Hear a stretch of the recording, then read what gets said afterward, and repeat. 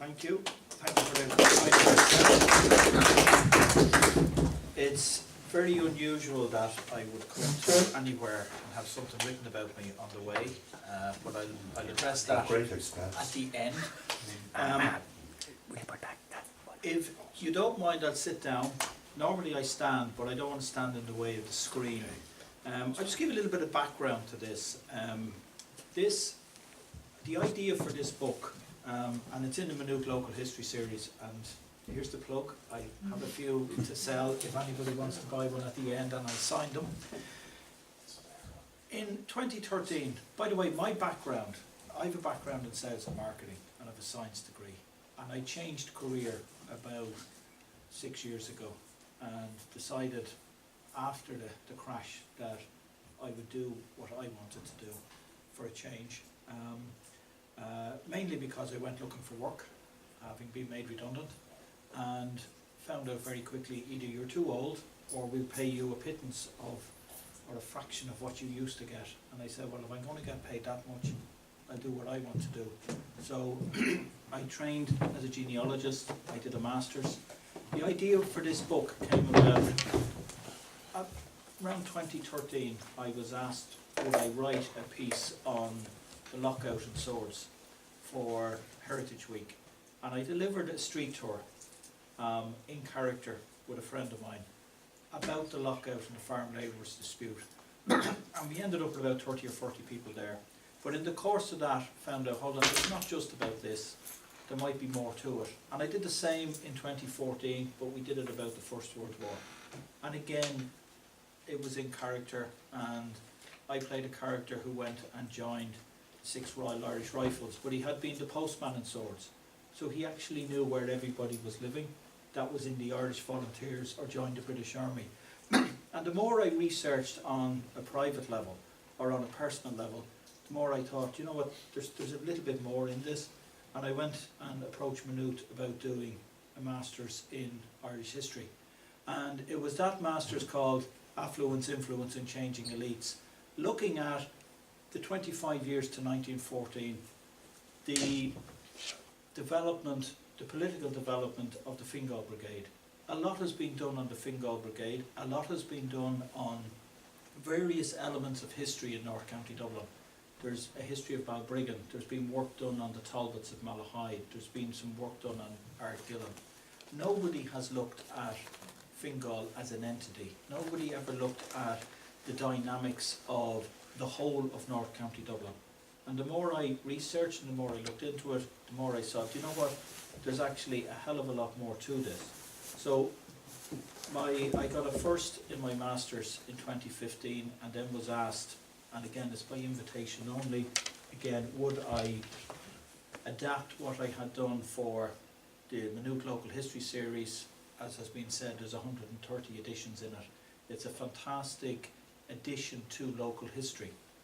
But because I was working in genealogy as well, and again, there's not enough money either as a historian or a genealogist, that's why I'm both, but they complement each other. And you can't have one without the other. You can't have proper historical research without looking at the relationships that people have, the networks that are there. And I'm interested particularly in what happens beforehand, what happens afterwards. The period from 1891, the death of Parnell and the split in the Irish Parliamentary Party, through to 1914 is a period sandwiched between the Land Wars, the Home Rule Bill of 1886 and 1916. And it generally gets a scant, short piece in any of the wider histories. But it's at times like that that you see an awful lot of what is actually happening. So I look at just a comment from Colonel Joseph Lawless, who fought with the Fingal Battalion. He was later a colonel in the National Army or the Free State Army. And in his Bureau of Military History witness statement, written in 1954, I think he encapsulates what is really happening on the ground and what really makes things move. Big history is made up of lots of smaller pieces, the blocks, all the small histories, all the local histories. And local history is essentially genealogies and relationships and events. So it all comes together into the big histories that we generally know about. The problem I have is sometimes we only look at the big events and we don't look at what's happening on the ground. And he actually said it's not easy for the younger generation to visualise what life was like and the general condition of things in Ireland in late 1915. Historical writers naturally concentrate upon the highlights and the important events, and they fail to give a clear impression because the sidelights and the minor incidents that form the background are missing. And that's what I seek to unearth and to write about. My PhD at the moment, when I finished my master's, there was too many unanswered questions. So I've gone back to 1870 and I'm going to go on to 1948. So I'm looking at effectively 2, if not 3 political generations either side of the revolutionary period to see who has the power and what actually happens in the 20 or 30 years afterwards. So I realise I'm in Dunleary tonight and the back lanes of North County Dublin might not be familiar territory to many of you, but I look at 5 baronies: Balrothery East, Balrothery West, Coolock, Nethercross and Castleknock. And at this time, North County Dublin was essentially a rural area. The city finished almost at the North Circular Road and the canal. It was governed in local government terms by Balrothery Poor Law Union and by the North Dublin Union, even though Dunshaughlin dipped a little bit into where Garristown is, and the area around Lucan was part of Selbridge Poor Law Union. But taking mainly the North Dublin Union and Balrothery, I've concentrated on local government and who's involved in local government and the various bodies that might have been there. Some of you, I'm going to stand up for a sec because some of you will notice, if this works, you may see some of the estates there. So some of you are familiar with Ardgillan Castle. You'll be familiar with Hote. You'll be familiar with the Palmer estate in Rush. The biggest estate was about 9,000 acres, which is Newbridge House, which was the Cobb family. So you'll actually see all of those grey areas here are actually some of the estates and how big they actually would have been at that time.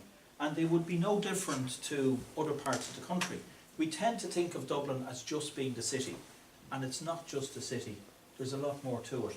Now, at the turn of the century, the north and west of the North County was predominantly involved in grazing and cattle fattening.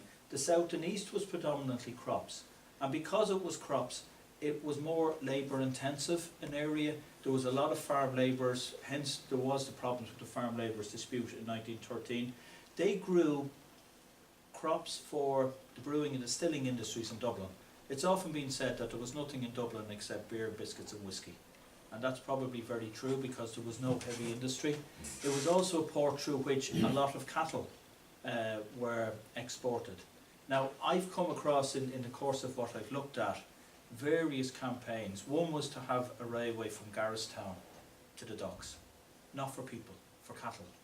And there was actually scientific evidence at the time that the cattle would get too nervous and lose too much weight being transported from Garristown. But the other thing that was important was the grand jury wouldn't pay for the insurance. So it ended up being scuttled. Although nowadays, if they had built that railway in the first place, you'd probably end up with a totally different environment. But you also had the fact that they would have fed Dublin. So you had potatoes and you had market gardening.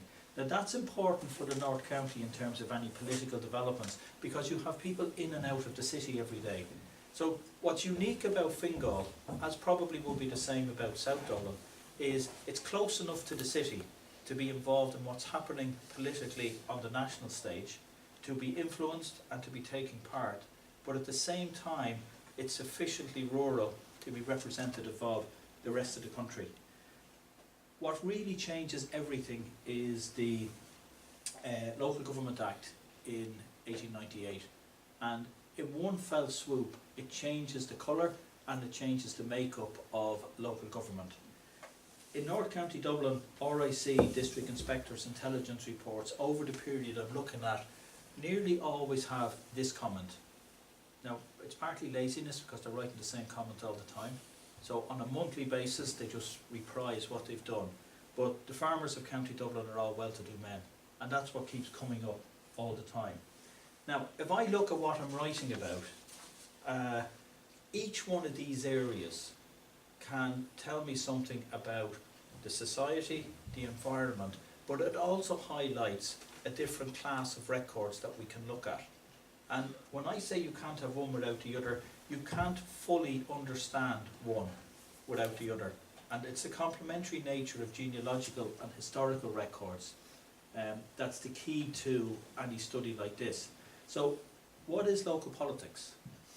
What level is it at? What's local power? Who has power?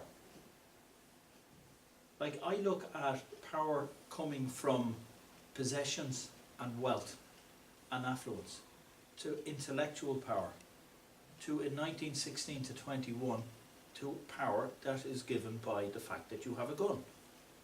And then you have, after 1922, 23, 24, how does that change? So you've those who are in government, you've political movements, you have land. Each one of these is a signifier of power, it's a dimension of power, and it's also a source of documentation, it's also a source of records. Law, who are the local magistrates? Commerce.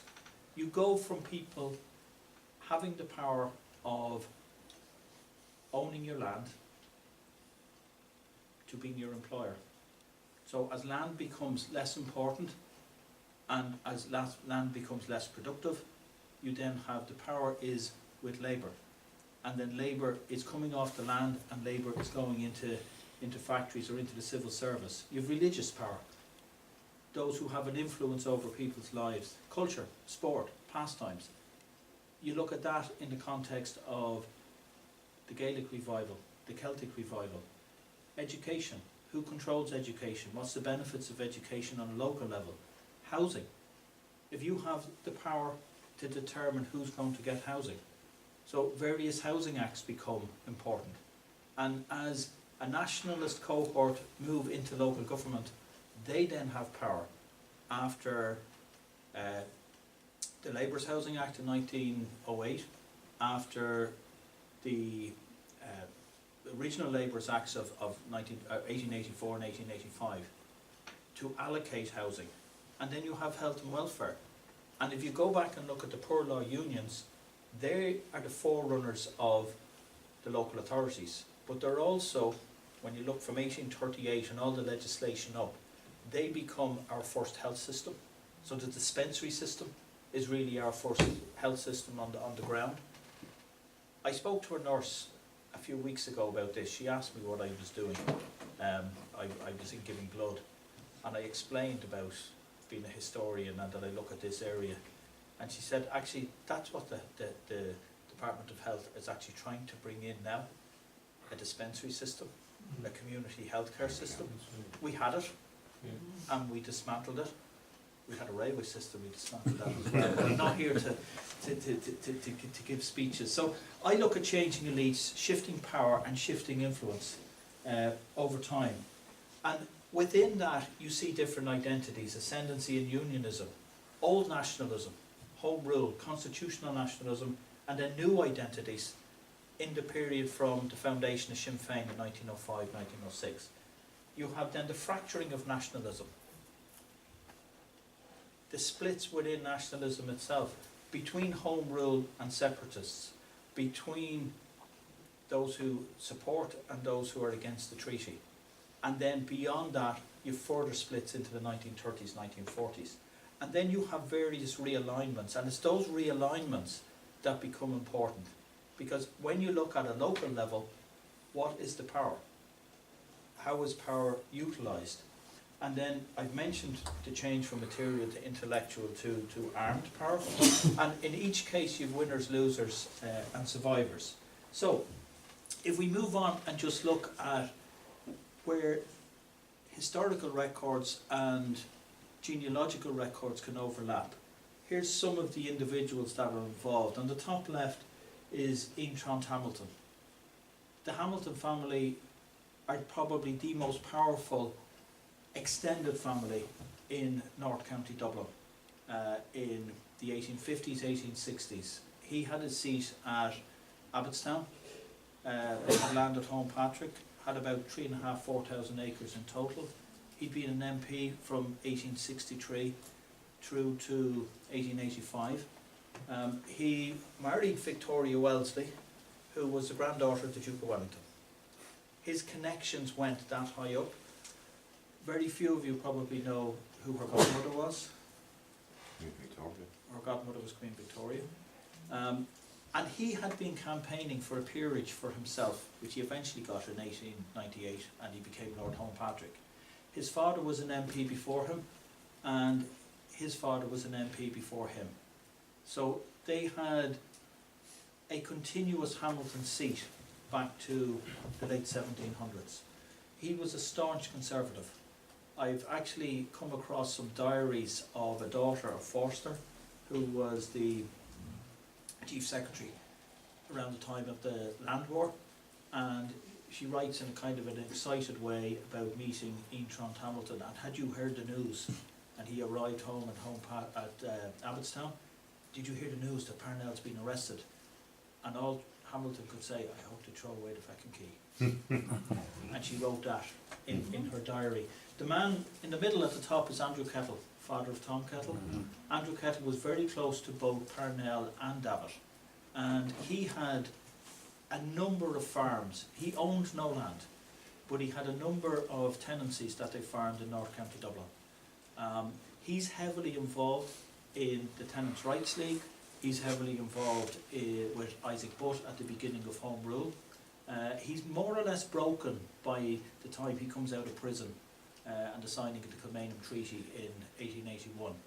But he makes his money through supplying people like Guinness's and the markets in Dublin by being a progressive farmer. At one stage during the some of the rent strikes, he's up in court and he actually claims an inability to pay, and the judge says to him, or the magistrate says, Mr. Kettle, you've 200 acres. You're not a tenant farmer, you're a businessman. And if you don't pay your rent, I declare you bankrupt. So you can see when somebody has 200 acres of good land in North County Dublin, they're not small tenant farmers. Davitt claimed and wrote about him being the most able of the gentleman farmer class. And he's heavily involved in all of those movements right through. The man on the right is Frank Lawless. Frank Lawless died in an accident in 1922. He's probably what I would call the political commissar of the Fingal Battalion in 1916 and leading up to that. His father was a poor law guardian. He farmed land in Saucerstown just outside Swords, and most of his family, he's by the way the father of Colonel Joe Lawless, who I mentioned earlier, most of his family fight. He has two brothers to fight in 1916. The youngest son, Colin, wanted to fight and was sent home. He had three daughters who were involved in coming them on. One of them later became Michael Collins' private secretary, and after the War of Independence she bowed out of any kind of public life and became a nun. But when I traced Frank Lawless through from his father and his political development, he's a Home Rule supporter. He's a poor law guardian himself. He's a member of the United Irish League. He's a member of the Gaelic League. He's a member of the GAA. But over time, by 1907, 1908, he's an IRB centre.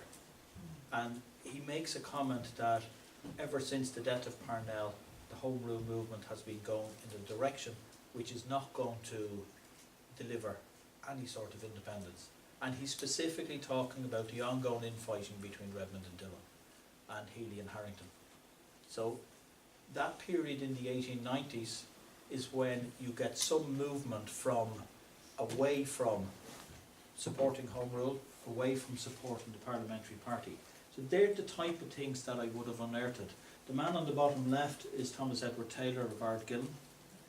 He's significant in that he was very, very close to Disraeli. In the 1860s, he was chief whip with the Conservative Party. So you have people in North County Dublin who are connected to the very, very top of society and politics in Westminster. He was an MP until he died in the early 1880s. Thom Kettle, you're probably all familiar with. Thom Kettle, I have found some material relating to him in North County Dublin in the early years of the 20th century, involved with the United Irish League. He then becomes far more involved with the colleagues that he has in UCD. He's a lawyer, he's a professor of economics, he was MP for East Tyrone between 1906 and 1910. The next guy is Guy J.J. Clancy. He was elected MP in 1885. He held his seat until 1918 when he was defeated by Frank Lawless, who ran for Sinn Féin.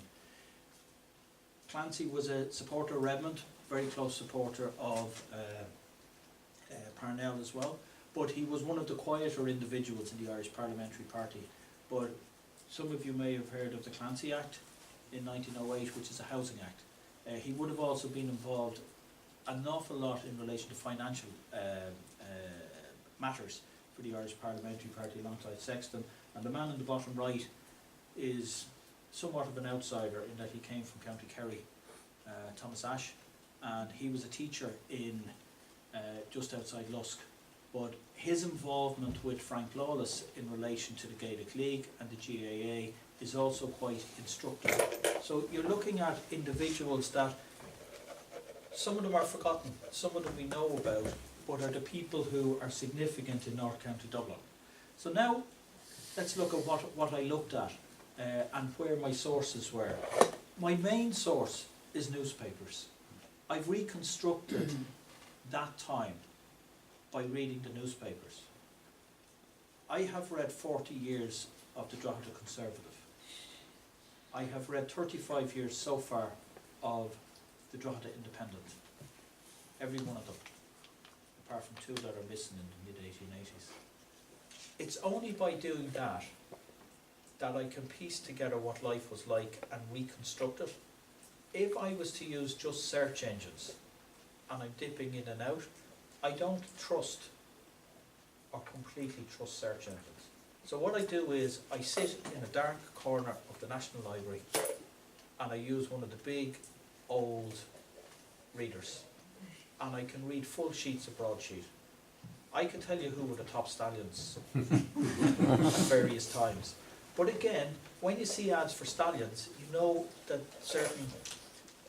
it's a commentary on what the economics are like, whether it's up or down. When you see a glut of ads for free land in Manitoba and Saskatchewan in 1892, you know what's happening with the economy. So you can learn an awful lot, which again, from a genealogical point of view, is giving you context and giving you a background. I look at local government records. I mention them again later because the amount that's in local government records is enormous. I've also looked at the business records survey in the National Archives, where it survives 4 companies in North County Dublin. You're then looking at who's involved, who has directorships. And that's where you see who has degrees of influence that you don't notice. One thing I came across when you look from the 1860s through to about 1910, who is funding unionism in Dublin? It begins with landlords. By the time you get to the early years of the 20th century, it's Arthur Guinness, it's Andrew Jemison, it's Lord Ardelon, it's Lord Ivy. You have big business is funding. And you see where that change happens. You have the records of cultural organisations, the GAA, the Gaelic League, political organisations, the Irish Unionist Alliance. I've just finished going through records of the Orange Order and who's involved in the Orange Order in Dublin around this time. You've Sinn Féin, you've trade unions, and then you've military police, judicial records, and you'll see, working as genealogist yourself, as these records become more and more available and we see more of them online, we can see how we can fill out a picture. The one I would mention is the petty sessions. Like, we tend to think of, there's court records, but who's in court records? The defendant, the plaintiff, the witness, the magistrates, the police. So you have a huge amount of people that you can find out what they're doing just from one class of records. House of Commons Parliamentary Papers is the other one that I've used a lot, and they are almost invaluable, and I have some examples there. I combine them when I identify individuals or I identify locations with census records, civil registration, church records, land records. One of the really, really powerful sets of records for what I'm doing are the will calendars. I don't need to know every single detail in relation to the will, but what I am getting is when somebody dies and you're looking at networks and connections, who's the executor to the will? And it's not always who you think it might be. And you see connections there that you never thought existed. You see, some of you may be familiar with the term shopocracy. You see people who are executors to wills and there's no connection whatsoever to the family. So you're looking at a business connection or you're looking at a political connection. Trade directories and published genealogies are also important. I mentioned Hamilton. Intron Hamilton's family trace their heritage back to the first Earl of Clandeboy, who's related to the Abercorns, who are related to the Earls of Arran, who go right back to the year dot and the Norman invasions. I have other branches of Hamiltons. There's the Hamiltons in Balbriggan. They eventually go back and are related. The Woods family are related to them. They're married into Taylor. So you have a level of intermarriage within the ascendancy classes in North County Dublin that is significant. And that tie of blood is very, very important in terms of the exercise of power and the connections in terms of patronage.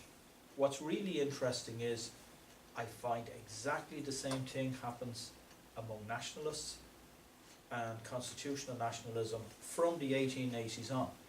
And the same thing happens again with those who eventually end up in the ascendancy after the revolutionary period, which is what I'm working on at the moment. This is a book that I came across. There's about 65 pages just of Hamilton genealogies. And I know somebody mentioned about having a family tree. These are the most difficult family trees I've ever looked at because they're over about 8 pages. And there's a bit on one page and a bit on another page, and you feel the need to want to tear the pages out and put them and lay them out once. So it can be quite difficult like that.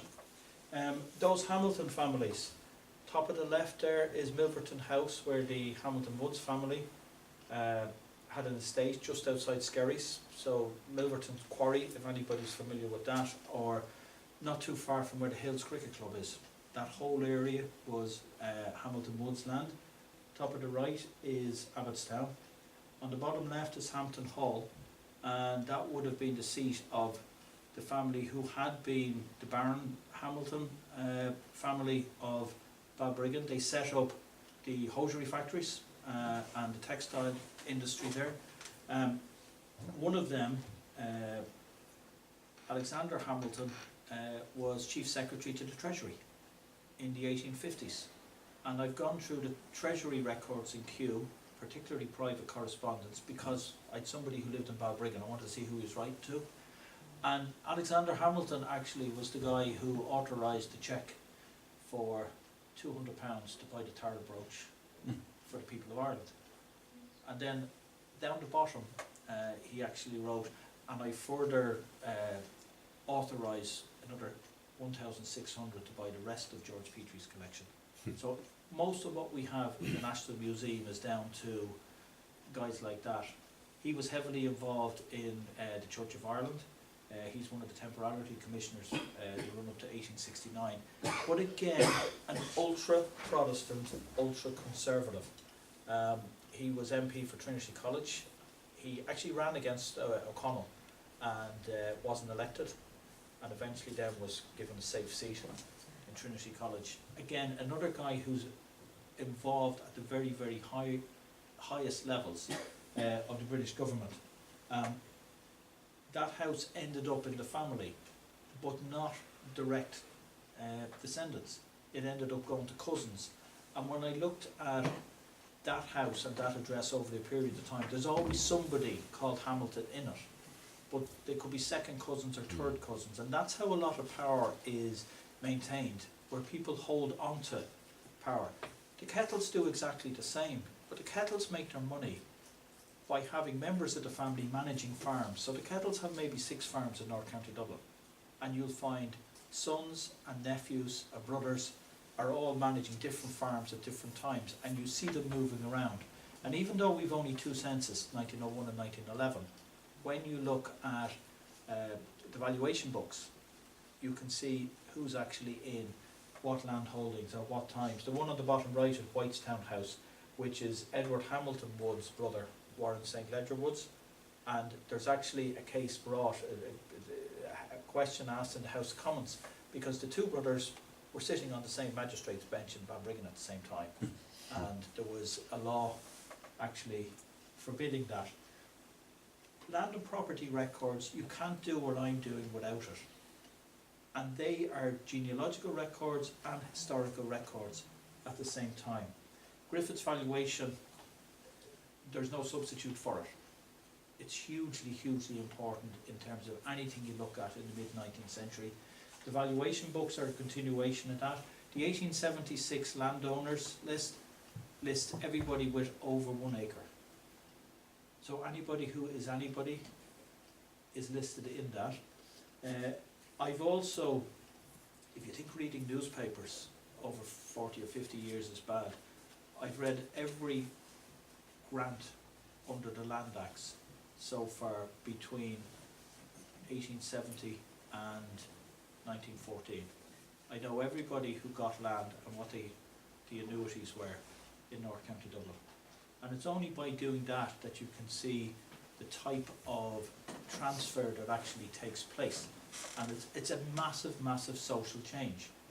What's really interesting is the people who you might think are getting the land are not getting the land. There's estate records. The top of the left there is, anybody know what house that is? No? Kenure Park? It's not Kenure. Kenure is the one down the bottom with the big portico. What's bottom of the right is all that's left of Kenure Park. The one on the top left is Santry House. So that was in Santry Wood. That was part of the Domville estate. So Compton Domville had that. It was burnt in the 1940s. The one on the right still stands. It's Newbridge House. And again, that would have been the biggest single estate in North County Dublin. The Cobb family, who were descended from Church of Ireland bishops, were there. And bottom left is Holt Castle, which would have been Gaisford St. Lawrence seat. The Earls of Holt owned significant lands in North County Dublin, not just in the area of Holt. On the top of the right is the fifth, it's either the fourth or the fifth Earl Talbot of Malahide, and he was a member of the House of Lords. And one thing that really struck me doing my research is within 2 weeks I found 2 very, very specific accounts. One of a speech Talbot gave in the House of Lords, and one the following week that he gave to the North Dublin Union. So you have a man who is at both levels, at local government and in the House of Lords, within a few days of each other. On the right there, the old man in the sailor-looking uniform is Sir Roger Palmer, and he had the estate at Kenure. Now he had a reputation as a notorious landlord. He had about 100,000 acres between England, Scotland, his estates in Mayo and Kenure. He also had estates at Keffin Park near Wrexham in Wales. And there's accounts of him when he's defeated in an election saying that I will remember who didn't vote for me the next time they look for favours in relation to rents. And he's on record as saying that. He was also one of the survivors of the charge of the Light Brigade, in that he fought at Balaclava. So I've looked at land purchase acts, and as I went through them, what's really interesting is you expect tenant farmers to be buying. Between 1880, the 1881 Act and 1903, I only found one significant land purchase in North County Dublin that was bought by tenant farmers, and it was bought by the Kettle family. Nobody else had the money before 1903. So until Wyndham comes in, and later the Burial Act in 1909, the land acts aren't worth anything, because the only people who can benefit are those who have money in the first place. And if you look down on that, you'll see that, now that's probably, can you read that? It's probably difficult to see because I had to take a snap of it. But out of about 800 acres, you have the Lawless family end up with about, I'm trying to see there, I think about 400 acres. But the Corbally family, 3 of the Corbally family who lived at Ratbeal Hall, actually end up with almost as much land, and they were significant ascendancy landowners to begin with. So you have daughters and sisters picking up 100 acres here and 100 acres there. A lot of the time what was happening was, as the big estates were sold, the owners of the estates were getting a 20% bonus under Wyndham. They were getting a guaranteed price, and they were actually then applying for an annuity loan for the domain and getting it back. And a lot of them ended up with an awful lot of money between 1903 and up to the time of the First World War. And where did many of them invest it? Missions. In stocks and shares in Russia. And what happened to those stocks and shares in 1917? So you have an awful lot of money is lost, but that's, the land acts are who's taking the land is not what I expect. But if you're doing genealogical research, and have any of you used Parliamentary Papers? Yeah. You can find, you can search by name, and there's even a kind of a cheap way of doing it through EPI. They don't have all the papers, but you can find, if you think that your family benefited from the land acts, your ancestors benefit from the land acts, they are searchable, and you can find material in it. Local government records are phenomenal. You've grand jury, and the grand jury is for the whole county of Dublin, and I've looked at those records between 1870 and 1919, and they would hold the purse strings. They managed the asylums, they managed the prisons. The county prison was Kilmainham, the county courthouse was Kilmainham, they managed the Richmond Lunatic Asylum and later Portrane, which is an annex to that. Balrothery Poor Law Union have records up to 1923. Again, I'm not going to list them, but you can see you have town councils. Now within them, and particularly within where there's poor law unions as well, the poor law union records, while there isn't necessarily admission and discharge records, there are for the North and South Dublin Union, there isn't for Balrothery, but you have mentions from a genealogical point of view of people who have been admitted. Like my favourite stories about Balrothery are quite simple. There's normally a spike in the winter, but there was a spike one July in the number of people in the workhouse, and they couldn't figure it out. To one of the guardians actually said, well, you do realise that Bellewstown Races is on? So all the tramps from Dublin were coming out, staying in Balrothery, which was in Lusk, and then going to the races and then going on their way back. And there was another case of where there was a complaint from one of the guardians, and they would have been the biggest ratepayers, about the amount of money they were spending on whiskey. And why were they spending so much money on whiskey? And one of the other guardians, a nationalist guardian, said, oh, that's the medical officer has prescribed that. We're not at liberty or qualified to question anything that the medical officer does. He was giving a tot of whiskey to the older inmates. every night. They're not the type of things we associate with the workhouse. Or the time when I saw an invoice for parsley and lavender and oregano, for seeds for the workhouse garden. So when you start looking and digging in at that kind of a level, you see things that you don't expect. I have a slightly more benign view of poor law unions because I'm looking at a later period. I'm not looking at the cash-strapped, difficult early period of the famine. So I see the good work that's been done and the foundations that are being laid for what later becomes the county councils.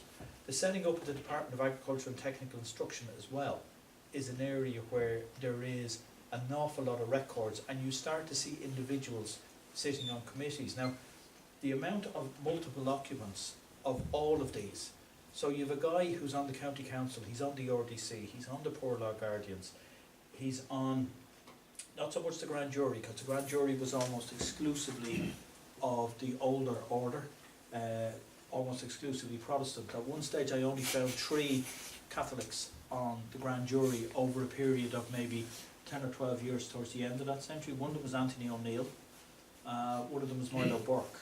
You'll probably be more familiar with Milo Burke.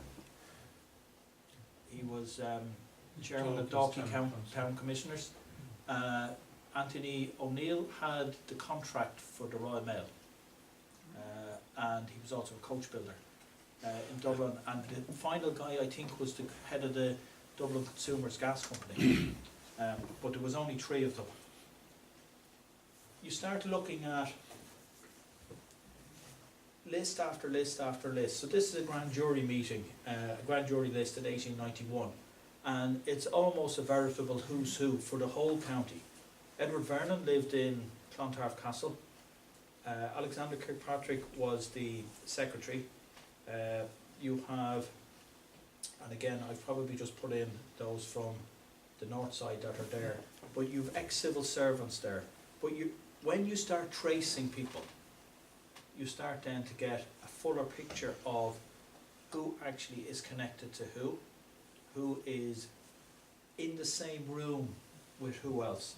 And that logo there, the blue logo, is from the Unionist Convention of Leinster, Munster and Connacht, which was held in Dublin in the Leinster Hall in 1892. And what's fantastic about it, and if you Google it, you'll get it on archive.org, everybody who was there, who is a unionist, is listed in the programme. So if you wanted to know within an area what various political colours or allegiances were, you'll get it in that. This is one of my favourite photographs because people don't think that's the workhouse. Like, you wouldn't find a hotel like that now that you'd be able to get into, but that's Balrothery Workhouse. And again, you are looking at, and you can actually see some of the inmates are looking out there. But when I look at who is there, you start to see people who are connected. They may be, like for instance, in there, Mark Perrin is an ex-civil servant. Anthony Hussey is a Catholic unionist. T.W. Hamlet is interesting. He's based in Balbriggan, heavily involved with the sport of cycling and cricket. He's a county cess collector. He's a county rate collector. He's a poor law guardian. And he is at that unionist conference in 1892. So we know what colour he is. By 1904, he's running for council elections as a Protestant Home Ruler. So you have the changing realpolitik of some of the people on the ground, because they know what way the climate is changing. Parliamentary Papers, again, list after list after list of, for instance, magistrates. There's royal commissions where they interview list after list after list of people. So you can find people within them. I'm using it primarily in this context for a history analysis. But none of the records I'm using are lost on genealogy. You then start to look at, and again probably the most informative and the best collections of all are probably newspaper collections. you look at the Gaelic League, you see people who are at meetings, that's the Carnegie Library in Swords. That's where they would have held Gaelic League meetings. There was a couple of huge rows over that because the parish priest didn't want the Gaelic League, a couple of individuals who were in the IRB, using it. And he actually voted at one stage not to allow them to use the coal. So they couldn't use the coal at their meetings. And one of the most important things in terms of the Gaelic League growing some of its membership in Dublin is the fact that there was a fireplace in the Carnegie Library. So you could go in and it was warm. You could read newspapers for nothing. You could read books for nothing. So when you put it in the context of the time, that's some of the attraction that's there. Some of the concerts that would have been held are also informative. I found Pádraig Pearse giving talks there. I found Alice Milligan giving a talk there in around 1902, 1904. Arthur Griffith gave a talk there. So you have that kind of dispersion of ideas and influence from various organisations that are hitting places on the ground that we don't necessarily think of. GAA records. How many times can you find lists of teams? And within those teams are individuals who we would know from a particular locality. The records of the Dublin County Board are incomplete, but those that do survive are in Croke Park, in the Croke Park archive. I found some fantastic stuff there in terms of what people are doing. My favourite one is 3 guys that were suspended for playing soccer for the asylum in Portrane by the Dublin County Board at the time, and their defence was they'd lose their jobs if they didn't pay, so they were all reinstated. But you also see here dual memberships of clubs. So Frank Lawless is also a member of Keating's. Keating's is a Gaelic League club who also play hurling in the city, and the most famous members of Keating's are people like Carl Brewer and Harry Boland. And you see people who are members of more than one GAA club at the time. So you have those type of records. You look at political and police and military records, like that Irish Volunteer newspaper actually lists all the delegates from throughout the country that were at the second convention in 1915. What's really interesting about that is the amount of them who don't fight in 1916, but who are involved. And some of them reappear in 1917, 1918. The Dublin Metropolitan Police records, so these ones are taken from the intelligence records. So you're finding people who may not be in senior positions, but the G-men are watching everybody that's moving. There's a G-man standing practically outside of any of the Sinn Féin offices all day, every day, and outside Broadstone Station, which is the main station to the west of Ireland, and outside King's Bridge. And they're hanging around train stations and they're hanging around pubs, and all they're doing is recording. RIC records are brilliant because the RIC are the eyes and ears of the state, and they are watching and recording everything. One thing I'll just mention about police records, I looked at intelligence records, Colonial Office 903 and 904 collections. There's a set of them called the Dublin Castle records online. I looked at them online. I looked at them on microfilm in the National Library. The National Library microfilm is slightly different because everything that's online, or everything that's in the microfilm, is not online. And then I looked at the same records in Kew, and things fell out. Surveillance photographs that I wasn't expecting, that weren't on microfilm. So where possible, always try and look at Sources. the source, the original record if you can. And even in that case, I was looking at images, but when I looked at the original, unfortunately one of the originals, the pages just literally came apart in my hands. I don't think anybody's looked at them for a while. But you have those records. UCD now has Dublin Metropolitan Police arrest records, and I think they probably have extended that collection that they've put online, and it's very, very extensive at the moment.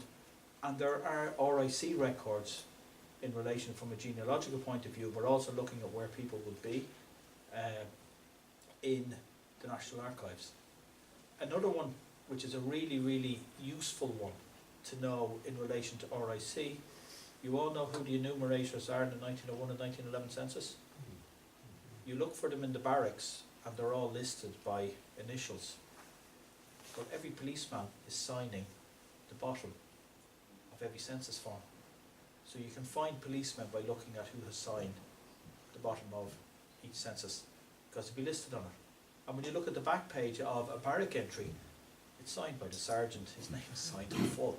So by just thinking of what you're looking at, sometimes you can find a little bit more.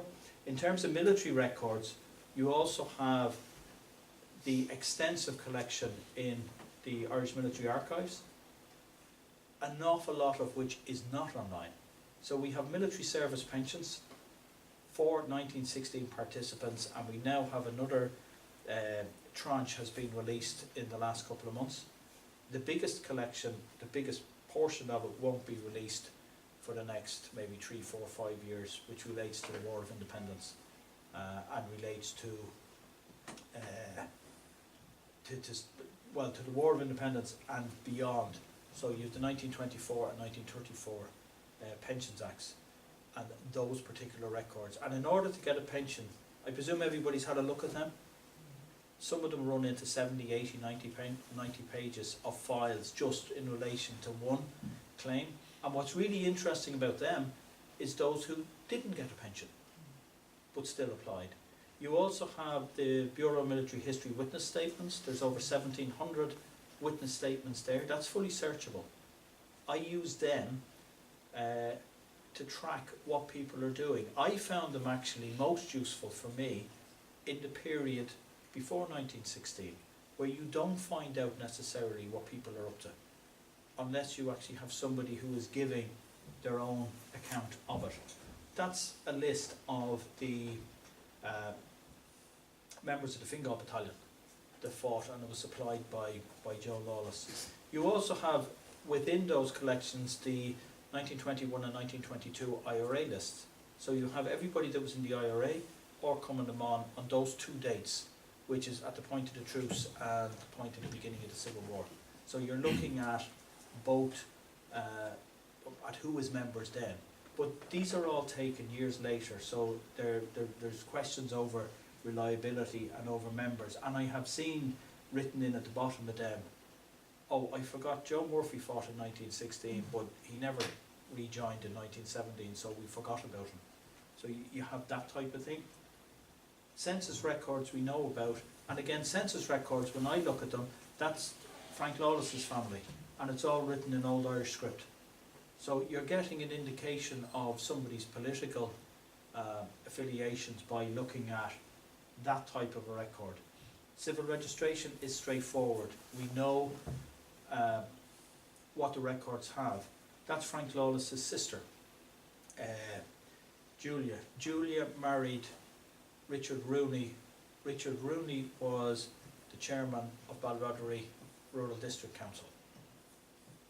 So you're looking at connections that are there, which you will only find out really by looking at the families that you identify and who they may be related to, and how that might affect a vote on a council, or how it might affect a vote within a poor law guardian.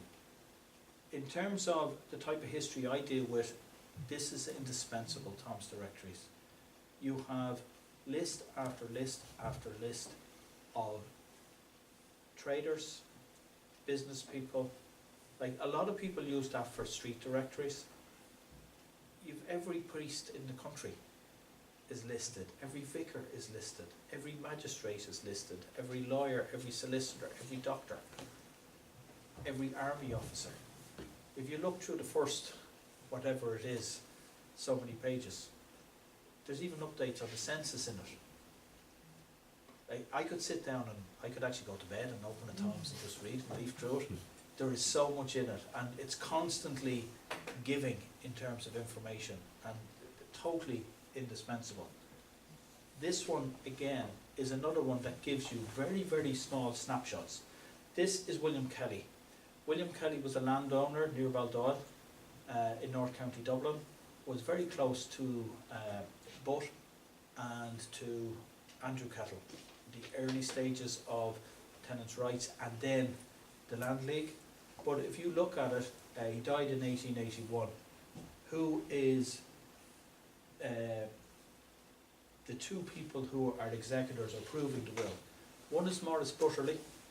Maurice Butterley was a poor law guardian in the North Dublin Union. Maurice Butterley had a plot of land around Dublin 3, which he sold. Anybody know what that plot of land was? Crow Park. Crow Park. So you've Maurice Butterley had land there. He also had an awful lot of land out in Mulhuddard. He's heavily involved at this period. But you see, you've connections in Balrothery and you've connections in North Dublin Union at the same time. So you've people who are kind of unofficially almost working together. Thomas McCourt of Lannistown is a brother-in-law of Andrew Kettle. Andrew Kettle married McCourt's sister and inherited through her one of the McCourt farms. So you have, even within nationalism, inheriting tenancies and farms that they work. So you see the same connections that are there. They're like political family trees, and that's effectively what you're looking at, who's connected to who and who's doing what. Newspapers, I don't need to explain anything more, but when you are looking for people in newspapers, some of the stuff that really stands out, there's a collection for the Pope's Army in 1866, okay, for the Papal States, and anybody who's anybody is in it, because they want to be in it, they want to be seen. So these are simple connections, like if you have an Archbishop's or a Bishop's Silver Jubilee or Golden Jubilee, you have these type of collections, and you start picking up people. But these are a commentary, because you see how much money people have, and you see who's prepared to give what type of money. So you've somebody who's giving £1, and then you've somebody who's giving 10 shillings, somebody who's giving 5 shillings, and you're getting a slight commentary on where people stand. I love this comment because this really encapsulates everything that I look at, and everything in terms of when you bring the motivations down to a very, very basic level. From Vincent Comerford, who is an ex-professor of history in Maynooth. The great constant of history is the manoeuvring for survival and advancement of self and family through access to material resources and social political advantage.